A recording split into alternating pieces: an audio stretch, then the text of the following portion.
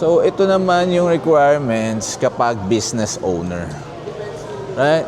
Minsan nahihirapan dito yung bank statement eh. Okay? Sabi nga ng isang approving officer, kung wala kang mapakitang bank statement, dahil nga sabi, pinapaikot pa daw yung pondo, ibig sabihin, walang kinikita yung business. Hindi sa akin galing yan ha. Baka sa akin kayo magalit. Pero yun yung sabi ng approving officer. So, kailangan nila ng 3 months bank statement just to prove na may kinikita yung business. Alright? So, unang-una yan. Dahil dyan nahihirapan yung iba. 3 months bank statement, 2 valid IDs. Alright? Kapag married, kailangan yung ID ng asawa. Then, business permit. Kapag company, medyo mas marami yun ha, pag company ha. Kapag company, I suggest tawagan nyo ako mas marami. Kapag business, 3 months bank statement, DTI. Kailangan natin ng DTI, guys ha. And permit. Kung merong barangay permit, pwede na siguro. And mas maganda talaga business permit. Alright. Then, lastly, electric bill, proof of billing.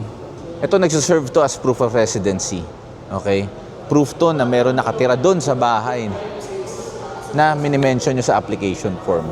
So, accepted proof of billing natin, electric bill, water bill, telco, kung meron kayo nakaline, landline or cellphone, then cable or internet.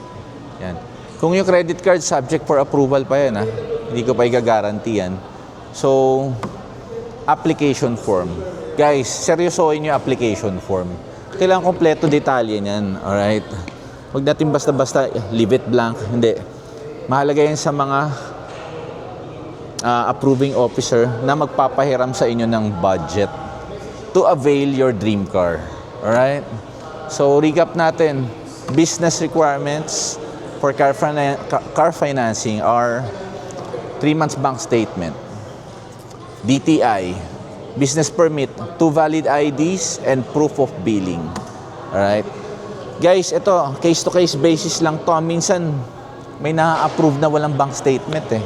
Pero guys, yabangan nyo yung mga magsi-CI sa inyo na meron kayong sobrang daming inventory, sobrang daming branches, anything like that, na pinuprove nyo na malaki yung business nyo. Pero ayaw nyo lang magbigay ng bank statement. So, again, case-to-case yan.